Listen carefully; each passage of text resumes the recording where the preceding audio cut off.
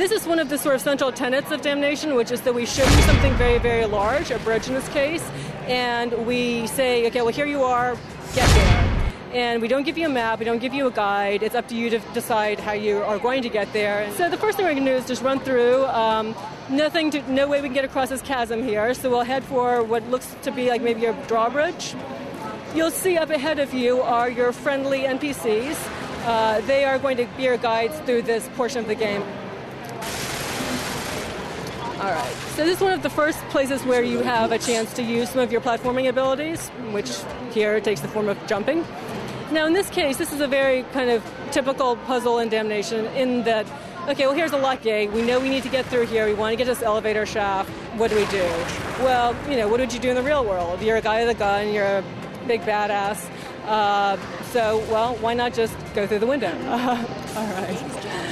So, because we felt that, here's a guy who's trying to save what's left of America, essentially, and yet many games would have you not be able to jump through a window. So though we do have some kinds of more, let's say, hyper-real or fantastical elements to our players' abilities, we also like to think that we give you in some ways a more realistic experience of at least what you should be able to, within a fantasy context, expect from your game. We're entering our first combat arena. Now, one of the sort of special abilities, which is somewhat supernatural in nature, is what we call spirit vision. And basically what it lets you do is, it's a wall hack, so you can see where enemies are located.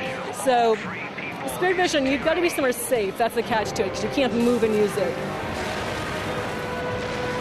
Okay, enemies are represented in red. Your friendly NPCs are in blue. You can see one's up there. It takes you a minute to get into it, so it's not just your magic weapon. We do not have a sticky cover system because we want this game to be more of the old school Quake run and gun type of shooter.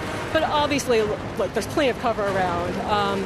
We also don't have a health bar, but if you get behind cover like this, you will regenerate.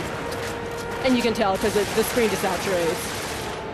Now, I believe that if you've got audio, you should be able to hear a music change, and that is to represent a little bit of a cue, a subtle cue to the player that it's safe to put your guns away so that you don't have to creep through the game in combat mode. Here, again, your NPCs are going to show you the way to go. Later, you'll have to figure it out for yourself. And when you're engaged in a skill like this, if it's something that legitimately you can do with one hand, you are able to fire a single-handed weapon. You can't use a machine gun, but you can use a pistol. Give it a try, Captain, if you've got a pen. All right. This is a sniper rifle, and to pick it up, you just hold down the button, and I will... Because it's a shooter, we have to have the things that shooter fans come to expect. So, you get your ability for the headshot. Heads up. Stop. All right, and here we're going to enter our second combat arena.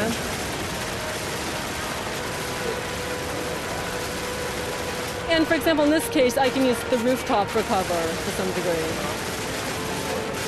I know you're not hiding behind an explosive barrel there. Yes, you are. And do I have anyone else left? Let's see. No, looks pretty good.